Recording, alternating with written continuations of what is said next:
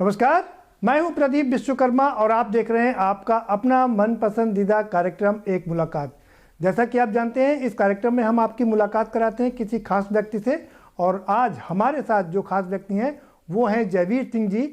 पर्यटन मंत्री हैं, प्रदेश के कैबिनेट के पर्यटन मंत्री हैं और समाजवादी पार्टी के गढ़ मैनपुरी से जीत कर आते हैं। ये अपने आप में सबसे बड़ी बात है।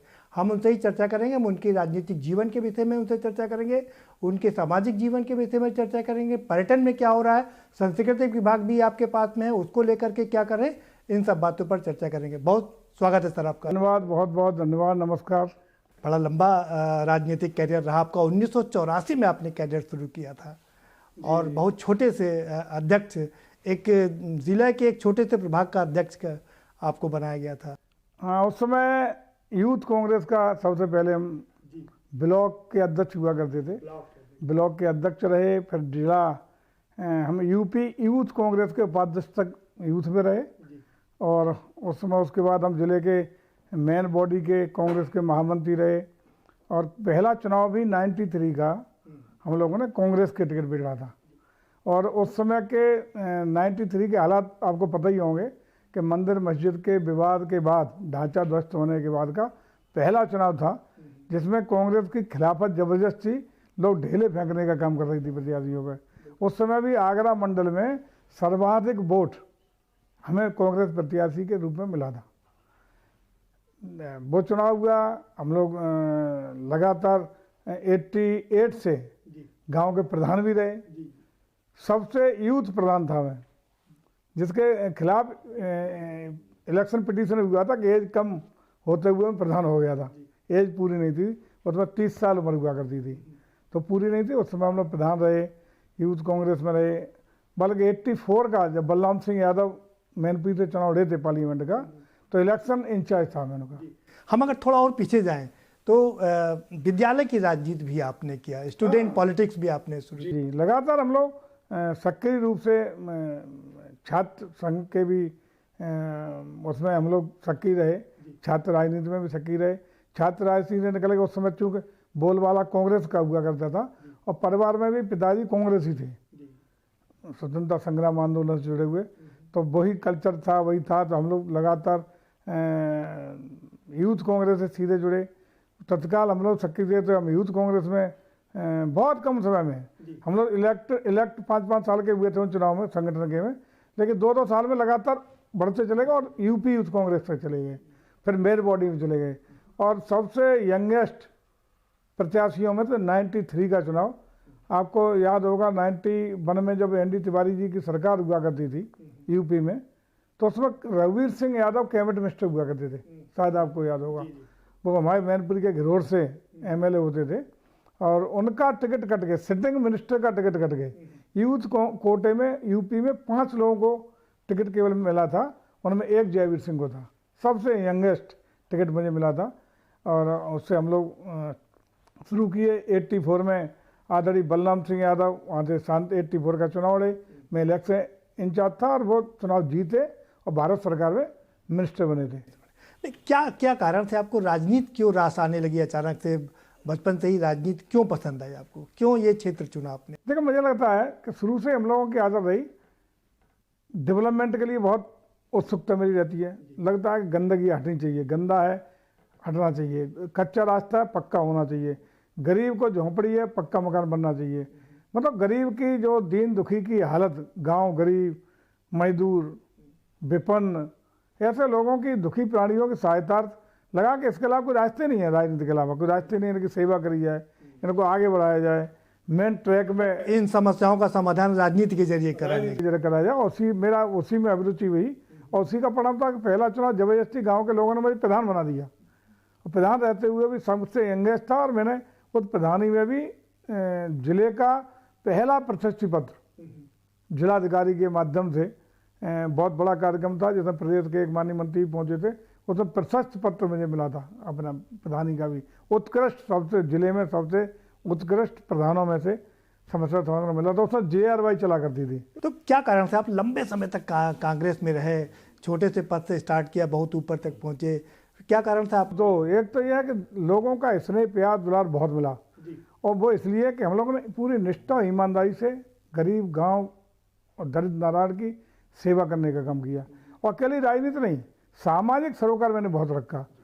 गरीब कन्याओं की शादियां हों, अब तक मैं करीब 101 और 51 बच्चियों की शादी के कई कार्यक्रम अपने सामाजिक सरोकार जुड़ के करा चुका हूँ। तमाम ऐसे काम जो सामाजिक रूप से बहुत महत्वपूर्ण हैं वो लगातार हम लोग प्रयास करते रहते हैं, और उसका परिणाम एक लोगों का स्नेह, दुलार, प्यार लगातार मिलता रहा।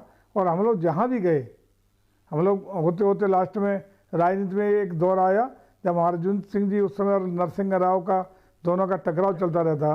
उस टकराव में हम लोगों को ये मान लिया गया, बलराम सिंह को लगा कि नज़दीकी बहुत ज़्यादा अर्जुन सिंह के हैं, बल्कि उस समय 93 और 96 में जब उत्तर प्रदेश में गवर्नर रूल लगा, आपको अच्छी तरह याद होगा, मोतीलाल वोरा जी यहाँ के गवर्नर हुआ करते थे।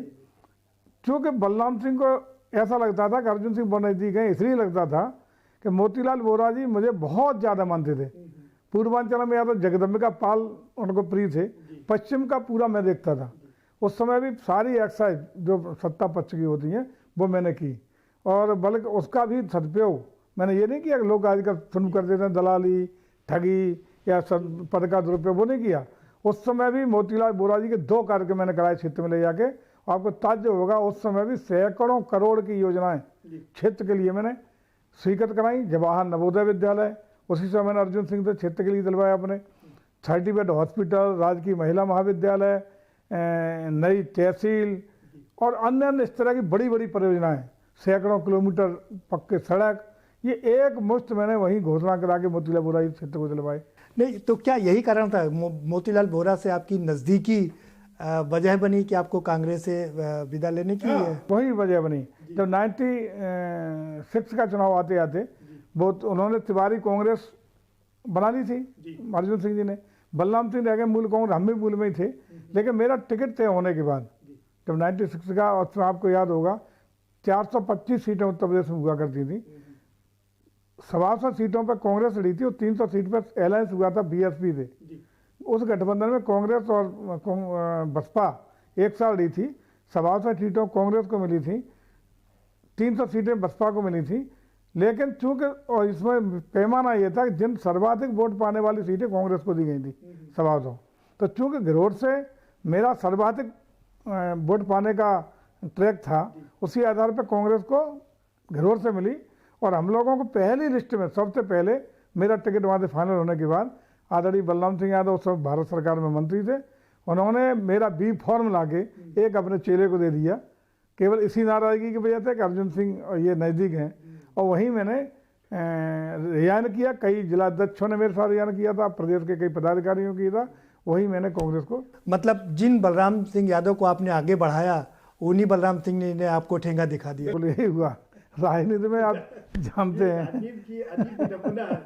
बिल्कुल ठीक बात है, आप ठीक कह रहे हैं। राजनीति में कब किस करवट कहाँ ऊँट बैठ जाए भगवान ही मालिक, जिसके लिए सारा सरोकार और जिसको चुनाव का इंचार्ज में था, और वही बलराम सिंह से की वजह से मुझे कांग्रेस छोड़ने के लिए मजबूर होना पड़ा।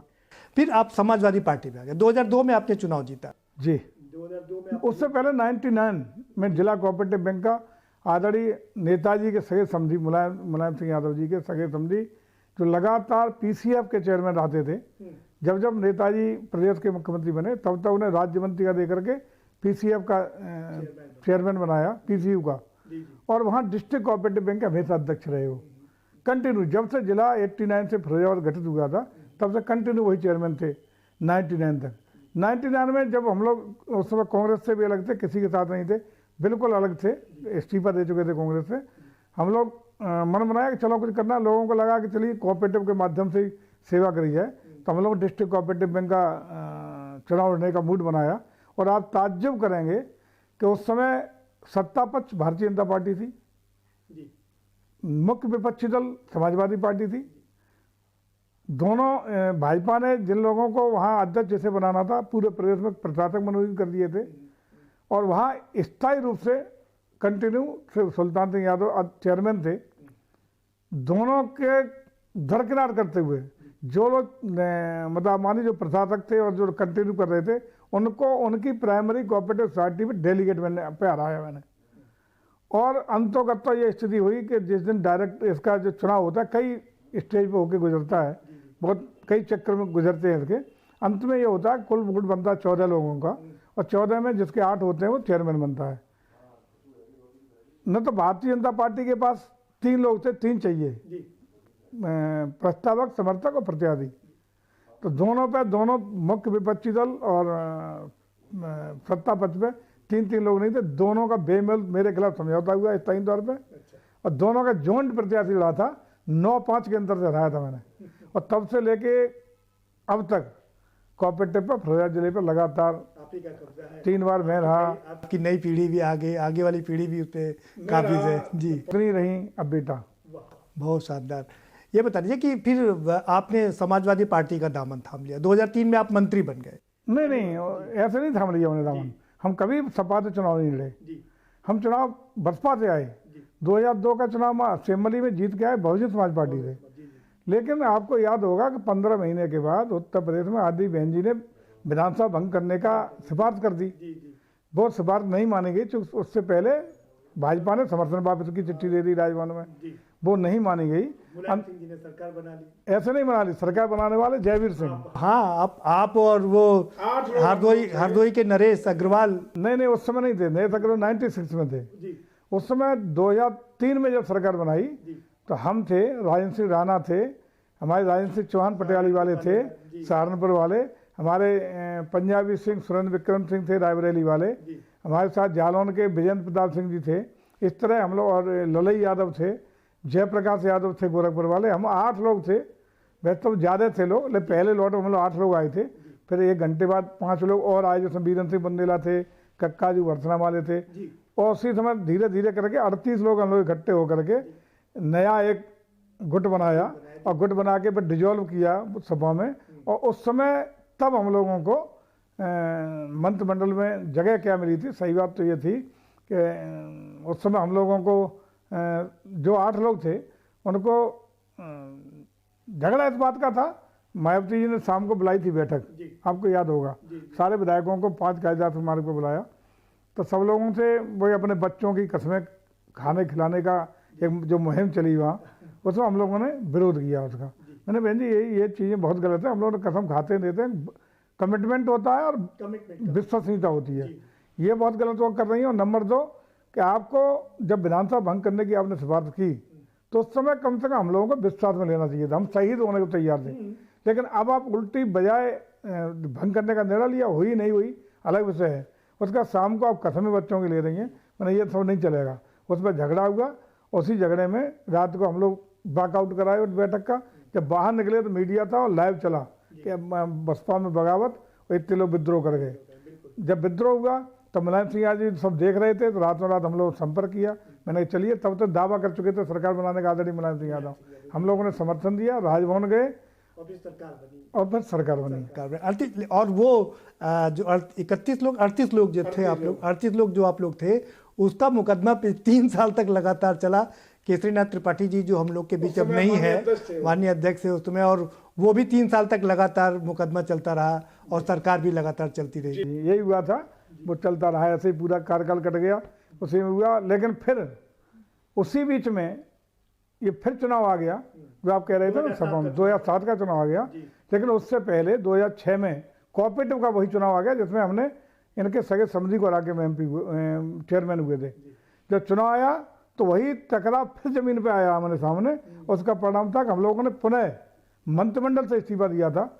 4 और मंत्रियों ने दिया था हमारे साथ, एक रामजी शुक्ला औरैया वाले, एक राम किशन सीतापुर वाले, ये अपने पंजाबी सिंह रायबरेली वाले, और धर्मपाल सिंह हापड़ वाले।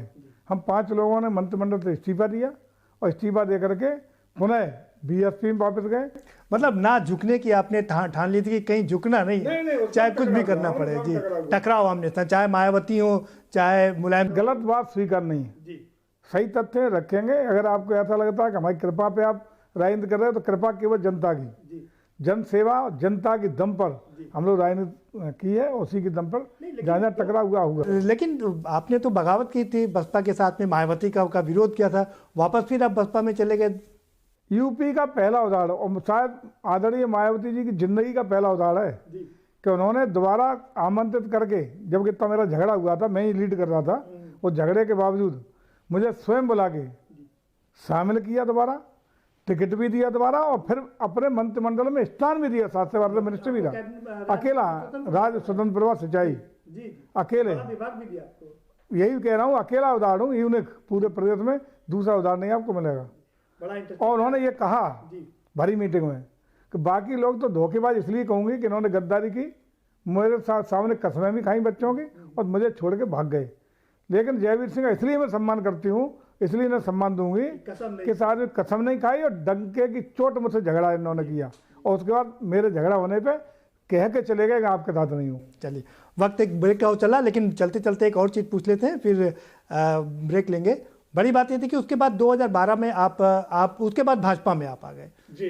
भाजपा में आने के बाद फिर सपा में आप मंत्री रहे 12 से 17 तक, फिर आप नहीं 12 सत्तर मंत्री नहीं रहे, 12 का चुनाव हम लोग हारे, 2007 से 12 7 से 12 7 से 12 तक बीएसपी में। भाजपा में पर्यटन मंत्री और सांस्कृतिक मंत्री के रूप में का क्या परिस्थितियां बनी कि जो आपको भाजपा में आना पड़ा? देखिए, मैं समझता हूँ कि जिस प्रकार से पैसे का चलन भारतीय इसमें बहुजन समाज पार्टी में चला, वो बेहद आहत करने वाला था। एक घटना से मैं पार्टी छोड़ा, नहीं छोड़ता, चाहे भले ही जो परिस्थितियाँ होती। मैं बीमार था, बहन जी का संदेश गया कि 25-25 लाख रुपए जमा करने हैं, कोई अदर स्टेट के चुनाव के चलते, तो कोई बहाना रहता ही है। तो मैंने कहा लखनऊ, यहाँ बच्चा था अपने आवास पे, तो वहाँ के जो कोऑर्डिनेटर थे, मैंने कहा वहाँ लखनऊ चले जाना, बच्चा साथ जाएगा, आपके साथ ले जाना, कराना पेमेंट। बच्चा गया, 25 लाख रुपया दिए, तो उन्होंने कहा नहीं वो कहाँ है, पिताजी कहाँ हैं? तो उन्होंने की तबीयत ठीक नहीं है, बीमार है। व्यक्तिगत स्वास्थ्य के बारे में कोई अगली बात नहीं की, बोले उनसे कहना 25 लाख और भिजवाएंगे। अगर इतना भी पूछ रही थी बीमार हैं तो क्या बीमार हैं, कैसी तबीयत है, बुखार है, जुकाम है या गंभीर बीमार है, कुछ नहीं पूछा। मुझे लगा कि इनकी तो व्यक्तिगत रूप से इतना भी इंटीमेसी मेरे साथ नहीं है, तो मैंने ऐसे लोगों के साथ जहाँ व्यक्तिगत लगाव ना हो, आदमी एक आत्मीयता ना हो, अपनापन ना हो, तो ऐसे लोगों के साथ नहीं रहना चाहिए। कि आज बसपा जो कभी बहुमत की पार्टी सरकार बनाती है, आज एक विधायक पर आकर टिक गई है, इसलिए कि नंबर 1 सिर्फ पैसा ही उनके लिए सब कुछ है। भावनात्मक रूप से मुझे लगता है कहीं ना कहीं कमी है उनमें, भावनात्मक रूप से लोग इसलिए नहीं जुड़ पा रहे और लोग छटक गए। वक्त एक ब्रेक का चला, ले लेते हैं छोटा सा ब्रेक, और आप अपना टीवी स्क्रीन छोड़ करके कहीं मत जाइए, क्योंकि हम अपने अगले सेगमेंट में बात करेंगे पर्यटन को लेकर के जो चुनौतियां हैं और जो काम आगे हो रहे हैं, जो इन्वेस्टमेंट की बात हो रही है, उस सब चीज़ों पर चर्चा करेंगे। सर, ये तो रही राजनीति की बात, लंबा करियर रहा आपका राजनीति पर, आप एक बार फिर मंत्री हैं, बड़े विभाग के मंत्री हैं। पर्यटन विभाग कोई आसान विभाग नहीं है, बहुत चुनौतियां हैं इसमें, कैसे इन चुनौतियों से पार पा रहे हैं? देखिए, चुनौतियाँ बहुत है, संभावनाएं भी बहुत पा रहे हैं, और हमें खुशी है कि इसमें करने के लिए बहुत स्कोप है, जितना हम लोग कर पाए उसके लिए स्कोप है, वो बड़ा अच्छा लगता है। मैं चुनौतियों तो जूझना में मुझे आनंद ही लगाता है। आप भी जानते हैं कि हम लोगों के आने से पहले पर्यटन की क्या स्थितियाँ थी, संस्कृति क्या स्थिति, लेकिन आते ही आते एक फाइल मेरे पास आई, उसमें कुछ लोगों के नाम प्रस्तुत होके आए कि ये नाम है, इनमें से 3 नाम भारत ललित कला अकेडमी के लिए आपको नॉमिनेट करना है। तो मैंने कहा भाई ये नाम इतने जो 3 करने हैं, ये 15-17 नाम आप लेके आए, ये नाम कहाँ से आपने जनरेट किए? उन्होंने साहब रजिस्टर्ड कलाकारों के नाम है और साहित्य के क्षेत्र के नाम है जो रजिस्टर्ड है, उनमें से लाए। तो मैंने कहा बाकी नाम कितने हैं? बोले लंबी सूची है। तो मैंने चला आगरा मंडल की सूची, तो आगरा मंडल की सूची मांगी तो पता लगा कि वो सूची मैंने तुरंत अपने संबंधित जिला अध्यक्षों को भेजी और मैंने कहा ये बताओ यार किस विधा के लोग हैं, कितनी योग्यता क्षमता के लोग हैं, क्या इनका योगदान सामाजिक और कला और संस्कृति के क्षेत्र में है, मुझे ज़रा बताइए। क्योंकि अच्छे लोग जाने चाहिए ललित कला अकादमी के लिए यूपी का प्रतिनिधित्व करेंगे। तो पता लगा कि बोलो उनका 100 कोर्स कोई लेना देना साहित्य कला के क्षेत्र में और संस्कृति के क्षेत्र में नहीं था। तत्काल निर्णय लिया, मैंने वो नाम तो अपने विभिन्न स्रोतों से मंगा के 3 अलग से नॉमिनेट करने के लिए भेज दिए, क्योंकि वहाँ जाने थे, समयबद्धता थी। लेकिन उसी दिन निर्णय लिया गया कि प्रदेश भर के जितने भी विभिन्न क्षेत्र विधाओं के जो भी कलाकार हैं वो ऑनलाइन उनके रजिस्ट्रेशन होंगे। रजिस्ट्रेशन शुरू किए गए, उसका व्यापक प्रचार प्रसार किया गया। आज भी वो ऑनलाइन रजिस्ट्रेशन की साइट खुली हुई है और ये प्रयास करा गया कि जितने रजिस्टर्ड कलाकार हो जाएं। और उसी बीच में एक अच्छा मौका मिल गया कि आज़ादी का अमृत महोत्सव की शुरुआत हो गई और हमारा संस्कृति विभाग उसमें नोडल रूप से चुना गया। अब संस्कृति विभाग को सब कार्यक्रम करने थे, तो हम लोगों ने तय किया कि इनकी कलाकारों की जितने भी कलाकार ऑनलाइन आवेदन किए इनको परफॉर्म करने का मौका दिया जाए। परफॉर्म करने के बाद इसमें एक बड़ी समस्या ये थी कि ना कि जो अब तक हमने देखा उसमें ज़्यादातर कलाकार या तो आईएएस अधिकारियों की पत्नियां होती हैं या तो बेटियां होती हैं या बेटे होते हैं, परिवार के लोग ही हो जाते हैं, सारा सब उसी में समेट दिया जाता है। बिल्कुल आप ठीक कह रहे हैं, एकदम जस्टिफाइड आपको जड़ की पकड़ है। वास्तविकता यह है कि ज़्यादातर यही परंपरा थी। जो कलाकार वास्तव में होनहार हैं, जो अपनी प्रतिभा के आधार पर बहुत आगे गए, हालांकि उसमें आईएएस की पत्नियां होना कोई गुनाह नहीं है, आईपीएस की पत्नियां होना गुनाह नहीं है, लेकिन वो आम लेमैन थे जो बेचारे गांव के रहने वाले हैं, छोटे कस्बों के रहने वाले हैं, उन लोगों की उसमें पहुंच नहीं हो पा रही थी। ज़्यादातर कार्यक्रम बड़े शहरों में होकर के उसका विभिन्न एनजीओ के मार्फत डिस्ट्रीब्यूट करने का काम किया जा रहा था। हम लोगों ने तय किया कि एक तो नंबर 1 उसको ABCD कैटेगरी बनाया और कैटेगरी के लिए सबसे बेस्ट हमने कहा कि जो इसके अधिकारी, चूँकि पर्यटन और संस्कृति के अधिकारी ही नहीं थे फील्ड में, तो हमने कहा इसको जिले तक कैसे पहुँचाया जाए। तो पूरे प्रदेश में जिलाधिकारी के अध्यक्षता में हम लोगों ने जिला संस्कृति एवं पर्यटन परिषद का बनाने का गठन किया। उसको रजिस्टर्ड कराया, उसका अध्यक्ष बनाया जिलाधिकारी को, उसका टूरिज्म अफसर डिस्ट्रिक्ट वाला हमने बनाया अपने अधिकारी को, डिस्ट्रिक्ट टूरिज्म अफसर पोस्ट करके, और उसके ज़िले के सारे माननीय जनप्रतिनिधि, MLA, MLC, MP और डेवलपमेंट के जिला स्तरीय अधिकारी को मिलाकर एक कमेटी बनाई और ये निर्णय लिया कि सारी एक्टिविटीज, कल्चरल एक्टिविटीज हों या टूरिज्म को डेवलपमेंट के लिए जो भी प्रोग्राम बनेंगे, जो कार्य पद्धति या कार्य योजना बनेगी, वो उसी पर्यटन परिषद के माध्यम से बनेगी। ये हमने प्रयास किया। उसी के माध्यम से हम लोगों ने जो आज़ादी का अमृत महोत्सव था, उसी खाते में पैसा हमने विभाग का भेजा। 11 से लेकर के 15 तक कंटिन्यू विभिन्न कलाकारों के माध्यम से सांस्कृतिक कार्यक्रम का आयोजन कराया और भव्य दिव्य स्वरूप देने का काम किया और वहीं हम लोगों ने कैटराई करा लिया और अब मानदेय भी तीनों ABC का तय कर दिया। और साथ ही साथ ये तय किया कि हम लोग अपने जितनी भी यूनिवर्सिटीज़ हैं, जितने भी डिग्री कॉलेजेज हैं, इंटर कॉलेज हैं, एडेड कॉलेज हैं, अन्य जो कॉलेज हैं, गांव देहात में हम अपने कलाकारों को भेज के वहाँ प्रस्तुतियाँ दिलवाएंगे। मंच देने का, माइक देने का, व्यवस्था करना, ऑडियंस देने का काम वो यूनिवर्सिटी ऑफ करेंगे। और वहाँ भी हम लोगों ने अपनी एक समूह गठित करा के उनको सीधा जोड़ने का काम किया है। अब पैसा जो लूट पिटाई हो रही थी कि प्रस्तुतिकरण वाले वही, रिश्तेदार भी सामने वाले वही, एनजीओ और वो मिल करके जो लाखों रुपया का गोलमाल होता था पूरी तरह प्रतिबंधित कर दिया गया है। आना पाई से नंबर 1 कलाकार के खाते में सीधा पैसा हम ट्रांसफर कर रहे हैं, कोई एनजीओ भी पे नहीं है।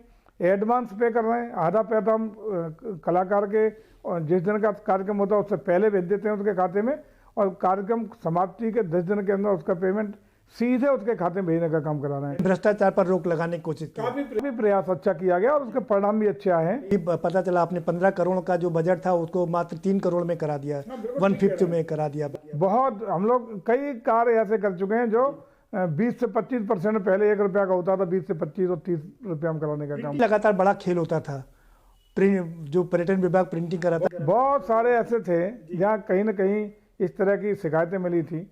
उन शिकायतों को दूर करते हुए सरकार का एक आना पाई का पैसा उसका सदुपयोग हो सके, पारदर्शिता से ईमानदारी के साथ जनहित में उसका उपयोग हो सके, कम से कम खर्चे में अच्छे से अच्छी परफॉर्म विभाग कर पाए, 100% पारदर्शिता ईमानदारी दिखाई पड़े और ज़्यादा से ज़्यादा हमारे कार्यक्रम संस्कृति को विकसित करने के कार्यक्रम गांव, गरीब, अगली पीढ़ी तक, बच्चों तक पहुँचे, युवाओं तक पहुँचे और नई पीढ़ी उसको मैसेज जा सके, ये प्रयास है। समय का अभाव है इसलिए थोड़ा जल्दी और सवाल बहुत सारे हैं। पर्यटन को बढ़ाने के लिए तीर्थ विकास परिषद का गठन किया गया, कई तीर्थ विकास परिषद बने, क्या है ये पूरा मामला? देखिए पूरे उत्तर प्रदेश में जैसा कि शुरू में बात हुई, पर्यटन की अपार संभावना है और मैं समझता हूँ कि किसी भी प्रदेश के और देश के पर्यटन विकास के लिए जब संभावनाएं बढ़ती हैं तो वहाँ के रोजी रोजगार की अपार संभावना पैदा होती हैं। एक पर्यटक 5-6 लोगों को रोजी रोजगार दे के जाता है। इसका प्रत्यक्ष प्रमाण हमारा काशी कॉरिडोर है, जहाँ आदरणीय मोदी जी के कर कमलों से जब से लोकार्पण उस कॉरिडोर का हुआ है, गुणात्मक रूप से पर्यटन और श्रद्धालुओं की संख्या में वृद्धि हुई।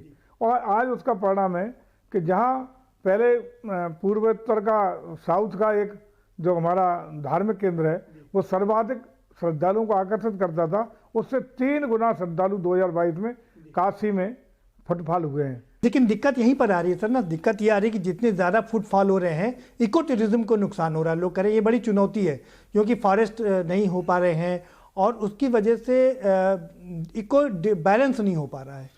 मैं वहीं आता हूँ, लेकिन टूरिज्म का पहला जो मापदंड है, पहली जरूरत है, पहला असली जो कार्ड है वो है उस प्रदेश में कानून का राज।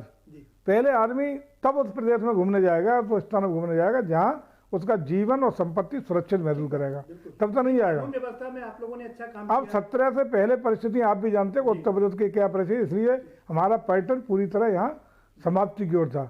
अब जब 17 के बाद आदरणीय योगी जी के नेतृत्व में उत्तर प्रदेश में जीरो टॉलरेंस की नीति पर लॉ एंड ऑर्डर की स्थिति हुई है, भ्रष्टाचार पर विराम लगा है और खास रूप से बुलडोजर वाला रूप जो आदरणीय योगी जी का देखा है दुनिया ने, उसके बाद लोगों का विश्वास कानून व्यवस्था बढ़ा है। मेरा सवाल दूसरा सर, मेरा सवाल ये है कि ना जिस तरह से इको जी आ जाता हूँ, चूंकि बहुत महत्वपूर्ण बात थी, तो चूंकि फुटफॉल बढ़ा, लोगों का आगमन बढ़ा, देशी और विदेशी टूरिस्टों की संख्या श्रद्धालुओं की बढ़ी है, तो हमारा ये भी दायित्व है कि हमारी प्राकृतिक संपदा, प्राकृतिक संसाधन भी बैलेंस रहे, कहीं कोई दिक्कत ना हो जाए। इसलिए हम लोगों ने चिर प्रतीक्षित इको टूरिज्म बोर्ड बढ़ाया है, जिसके अध्यक्ष माननीय मुख्यमंत्री जी हैं, जिसमें हमने आयुर्वेद को भी जोड़ा है, हमने फॉरेस्ट को भी जोड़ा है और टूरिज्म डिपार्टमेंट के साथ साथ कई अन्य डिपार्टमेंट को जोड़ते हुए बनाया है। और इसमें ध्यान रखा जाएगा कि जो भी प्राकृतिक रूप से संसाधन उत्तर प्रदेश के पास हैं उनका दोहन भी हो, लेकिन प्रकृति से छेड़छाड़ भी ना हो, संरक्षित सुरक्षित भी रहें।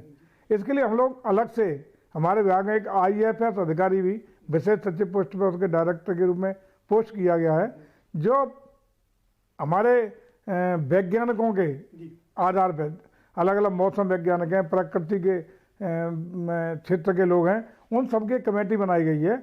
उसी आधार पर हम लोग कार्य योजना बना रहे हैं। उस कार्य योजना के आधार पर प्रकृति के छेड़छाड़ भी नहीं होगी, लेकिन इको टूरिज्म के रूप में हम लोग पंचकर्म भी कराएंगे, आयुर्वेद का ट्रीटमेंट भी देंगे, वेलनेस सेंटर भी चलाएंगे और जो हमारे प्राकृतिक स्थल हैं उन पर भी प्रकृति के आनंद को लेने के लिए पर्यटकों को। चलिए, समय कम है, इन्वेस्टमेंट की बात कर लेते हैं। इन्वेस्टमेंट आजकल उत्तर प्रदेश में इन्वेस्टमेंट की बहुत चर्चा चल रही है, देश विदेश में चर्चा है।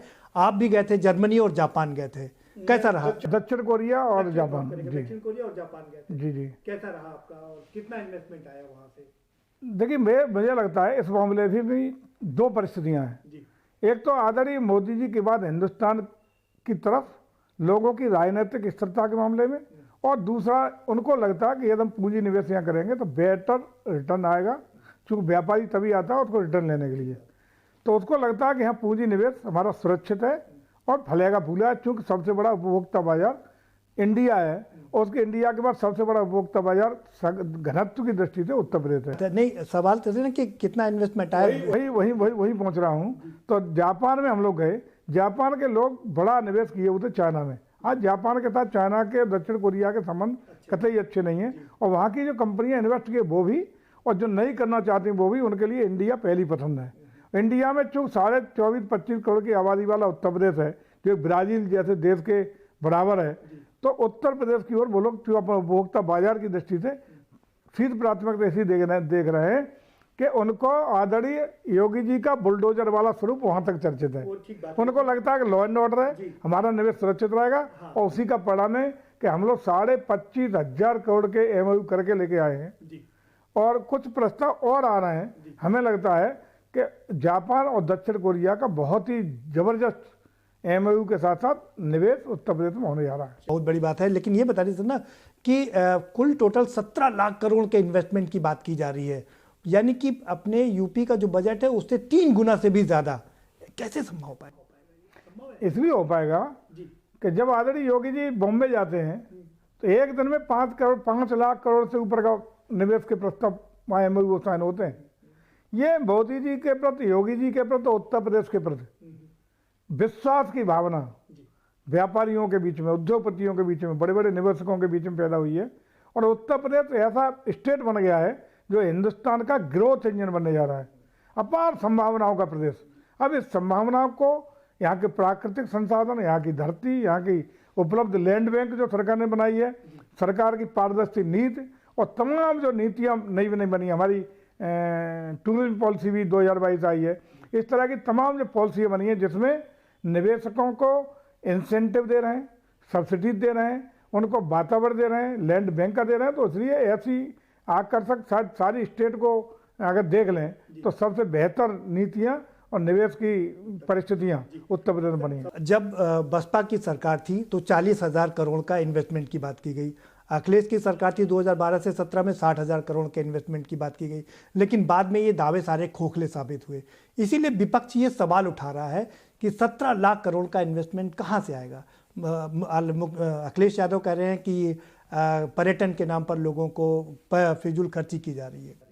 देखिए, सही बात तो ये है कि उन्हें अब ईर्षा का भाव पैदा हो गया है कि हम ये न कर सके, छोटा था जो हमारा लक्ष्य था वो हासिल नहीं कर पाए और ये इतना ज़्यादा कर ले रहे हैं। ईर्षा के भाव से काम नहीं करना चाहिए। अखिलेश जी को मैं सलाह दूंगा कि वो उत्तर प्रदेश तरक्की करेगा तो सपा भाजपा तरक्की नहीं करेगी, पूरा प्रदेश तरक्की करेगा। उन्हें अच्छे काम में सरकार को पीठ थपथपाना चाहिए, धन्यवाद देना चाहिए और योगी जी को बहुत ही उन्हें धन्यवाद ज्ञापित करना चाहिए। योगी जी पर अगाध विश्वास है और योगी हैं तो मुमकिन है, मोदी हैं तो मुमकिन है, ये लक्ष्य पूरा होगा। हम निश्चित रूप से विश्वास दिलाते हैं लक्ष्य से आगे जाएंगे। कि जल्दी से बात कर लेते हैं। सर, मायावती ने कहा कि अब पुराने जितने लोग गए हैं, पहले तो वो कह रही थी वापस आएंगे तो स्वागत है, अब उन्होंने ऐलान कर दिया कि किसी को वापस नहीं लेंगे और अकेले चुनाव लड़ेंगे। देखिए, वापस तो इसलिए नहीं, जाने वाला है कौन, आने वाले हैं। अब बचा भी नहीं है, आने वालों को कुछ बचा नहीं है उन पे। आने वाले अगर एक कोई बचा कुचा होगा तो आज आप खुद ही देख रहे हैं, कुछ बचा नहीं है तो आएगा नहीं। लेकिन वापस जाने वाला को सोच भी सकता। और ऐसी पार्टी जो देश हित में, लोक हित में निर्णय लेती है, जो देश की इस अस्मिता के साथ विरासत को संरक्षित करने के लिए रात दिन काम कर रही है, तो हम सबका दायित्व है हमारा देश विश्व गुरु बने, विश्व का अगुवा बने, ग्लोबल लीडर बने, हिंदुस्तान पुनः एक बार विश्व में अपनी अगुवाई करे। इसी के तहत हम भारतीय जनता पार्टी के सब लोग मिलकर के आगे बढ़ने का काम कर रहे हैं। की बात कर लेते हैं सर। मैनपुरी शिवपाल यादव वापस समाजवादी पार्टी में चले गए हैं, और तो कौन लड़ेगा चुनाव? आप लड़ेंगे तो वहाँ पर मैनपुरी से सांसद कौन होगा इस बार? नहीं, मैनपुरी के सांसद तो 2024 तक तो सांसद, 2024 की बात कर रहे हैं। 24 तो एक श्रद्धांजलि ग्रुप में सांसद आदरणीय मुलायम सिंह की जगह पे डिम्पल जी हैं ही, डिम्पल जी सांसद हैं। 24 तक उनको मेरी शुभकामना, सांसद ही करे, जनता की बढ़िया सेवा करे। और 24 में जो चुनाव होगा नए सिरे से पार्टी नीतियों पर चुनाव होगा। ये तो श्रद्धांजलि का चुनाव था, आदरणीय मुलायम सिंह जी के प्रति लोगों की सद्भावना शुभकामनाएं थी। तत्काल मृत्यु के तत्काल बाद चुनाव हुआ तो चुनाव जीती हैं, उन्हें मेरी बधाई। लेकिन अब 2024 का चुनाव पूरी ताकत के साथ भारतीय जनता पार्टी लड़ेगी।